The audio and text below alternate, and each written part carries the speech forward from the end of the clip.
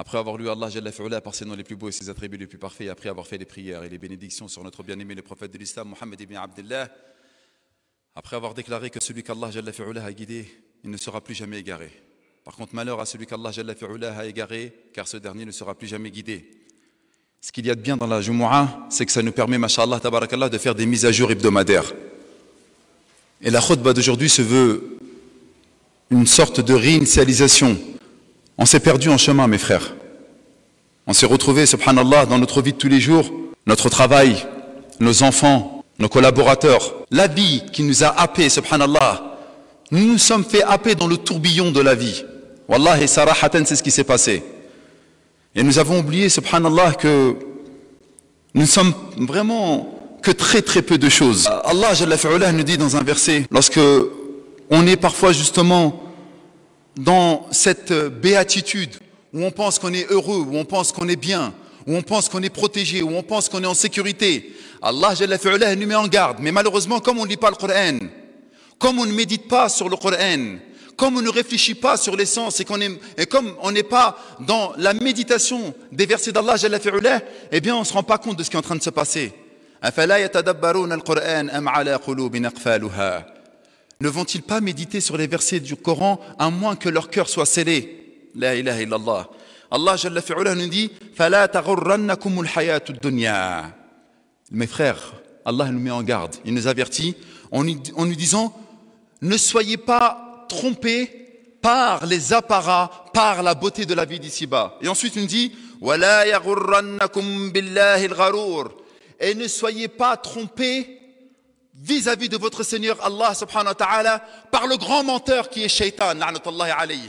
Et Allah subhanahu wa ta'ala, il a dit Al-Gharour bil-alif lam, c'est-à-dire celui qui vous ment tous les jours, qui vous fait miroiter que vous êtes éternel, qui vous fait croire, masha'Allah, tabarakallah, que vous êtes en bonne santé, que vous avez des biens et que vous allez vivre, masha'Allah, tabarakallah, dans la félicité la plus totale.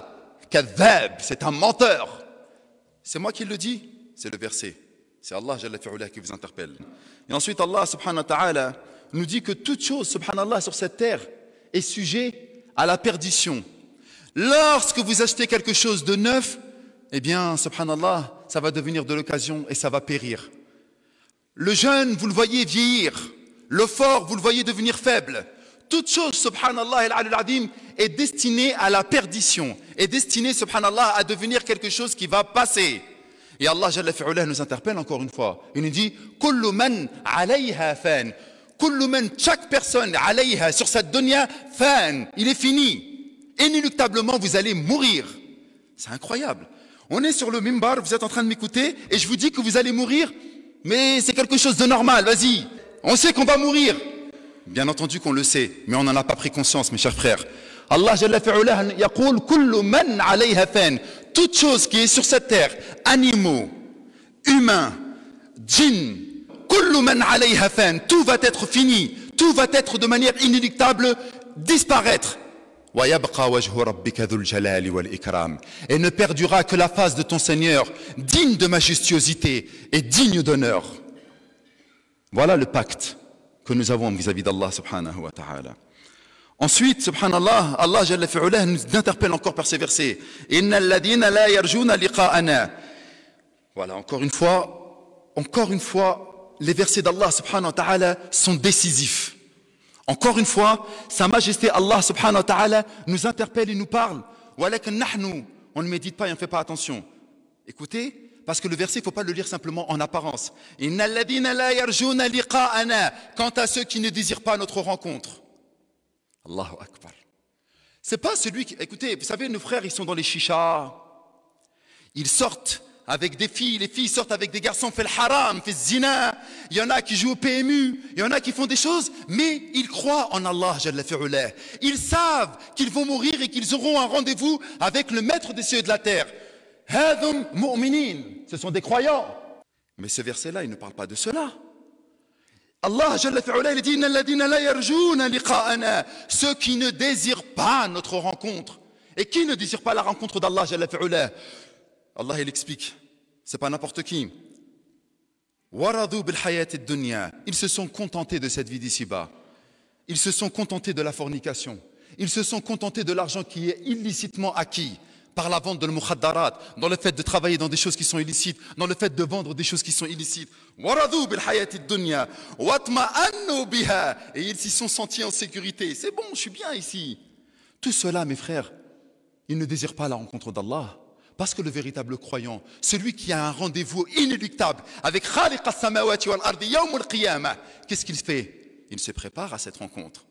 Il aime Allah Jalla fi'ulah. Il prie Allah Jalla fi'ulah pour qu'il le fasse mourir sur une bonne fin. Il espère qu'Allah Jalla fi'ulah, comme il a le Nabi sallallahu alayhi wa sallam, faisait cette da'wa. Allahumma aj'al khayra a'malina khawatimaha. Il le disait toujours, le Nabi sallallahu alayhi wa sallam, ya Allah, fais en sorte que la meilleure de nos actions, ça soit celle de notre fin. Allahumma aj'al khayra ayyamina yawma nalqaak wa anta radin anna.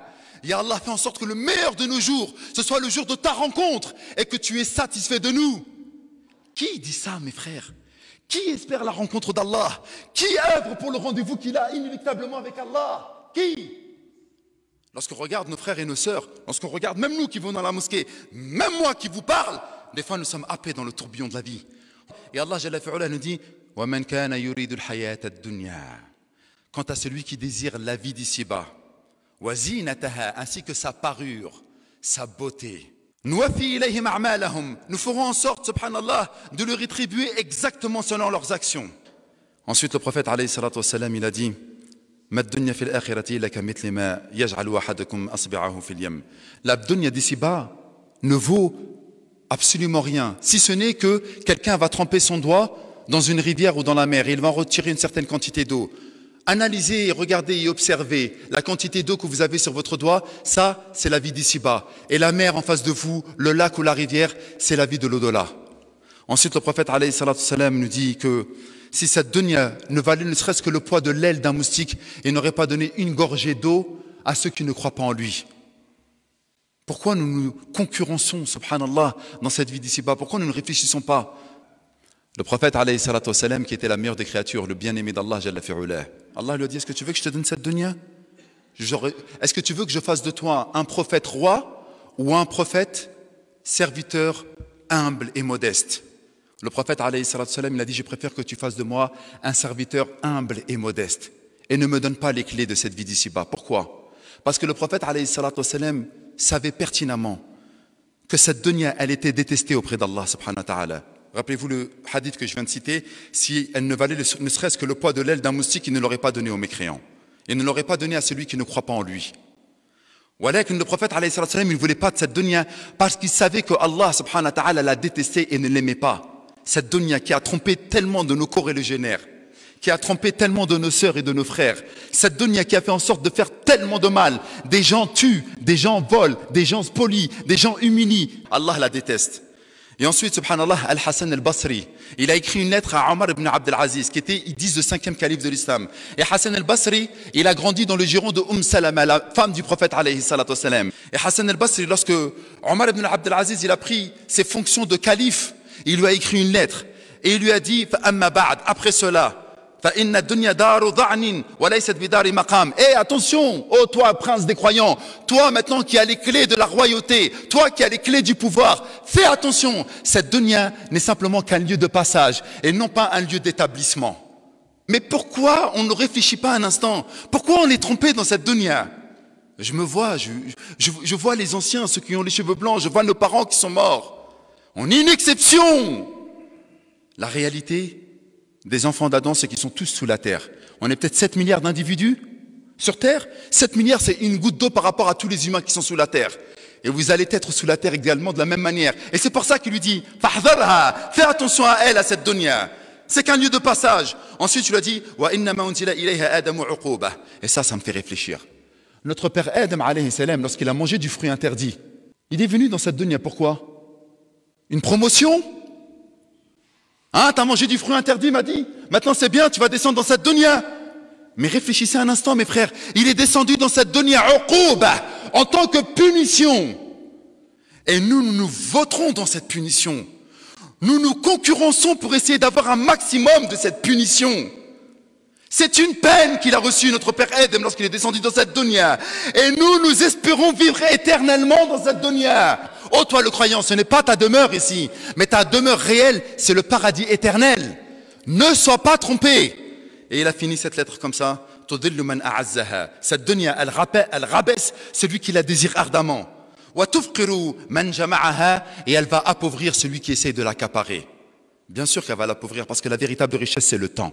Il y a des frères qui travaillent dans le bâtiment, dans la restauration, dans la publicité, en open space. Ils sont des cadres sup.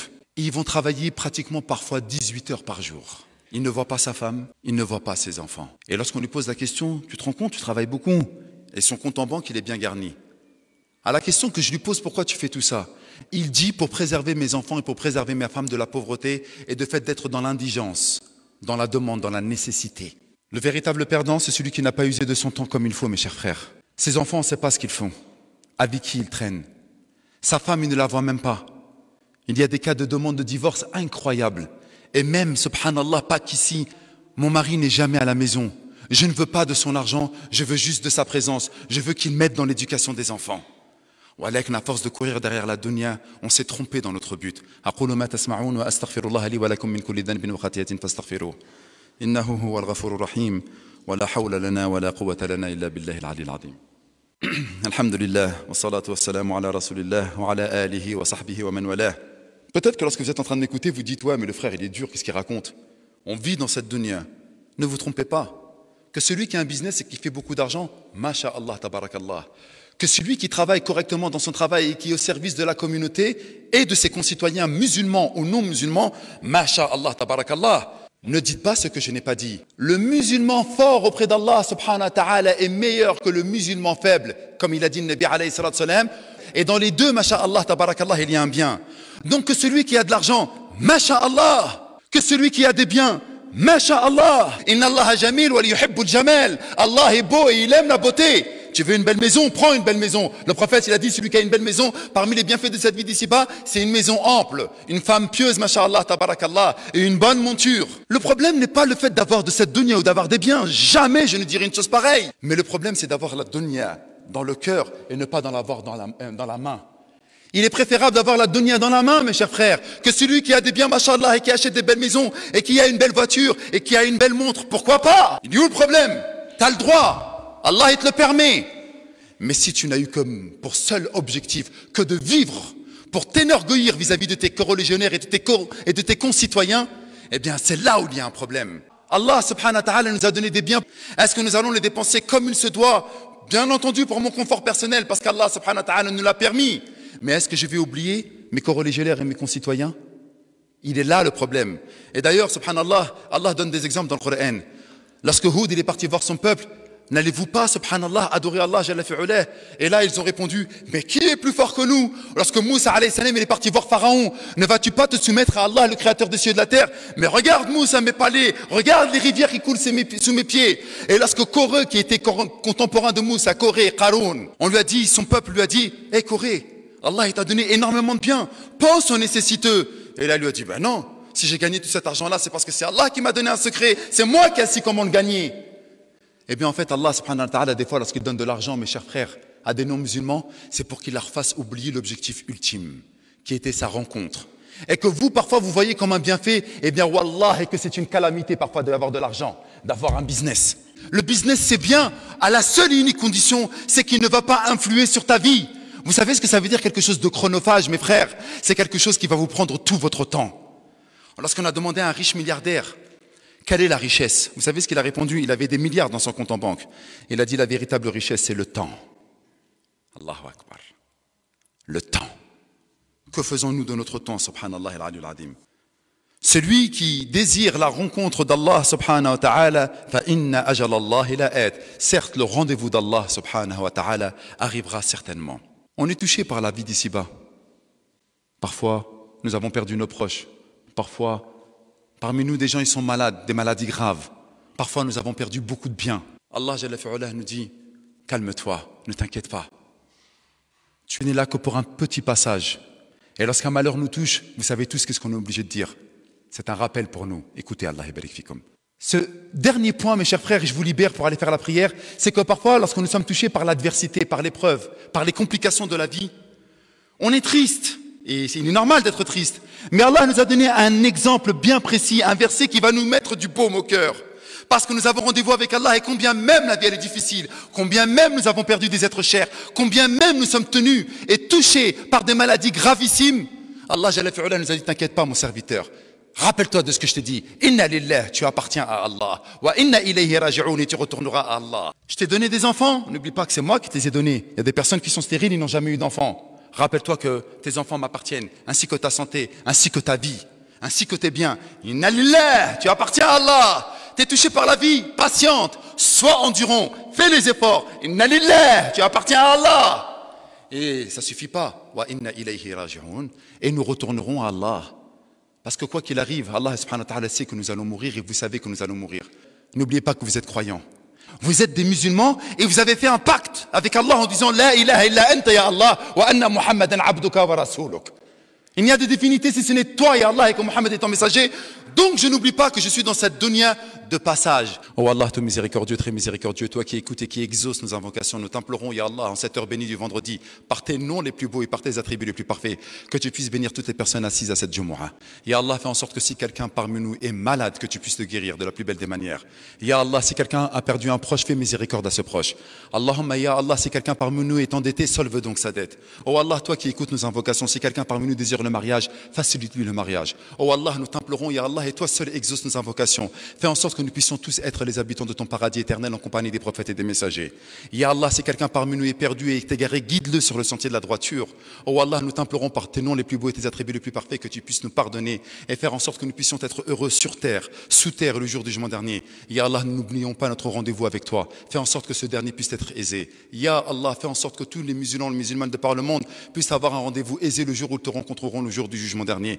Oh Allah, soutiens l'islam et les musulmans de par le monde. Fais en sorte que la justice puisse régner sur terre par ta force et ta puissance et que les prières et les bénédictions soient sur le prophète Mohammed, ses épouses, ses compagnons et tous ceux qui l'ont suivi jusqu'au jour du jugement dernier. Subhana rabbika rabbil izzati amma yasifun wa salamun ala al-mursalin wa akhiru da'wana alhamdulillahi rabbil alamin wa qumu ila salatikum yarhamkumullah.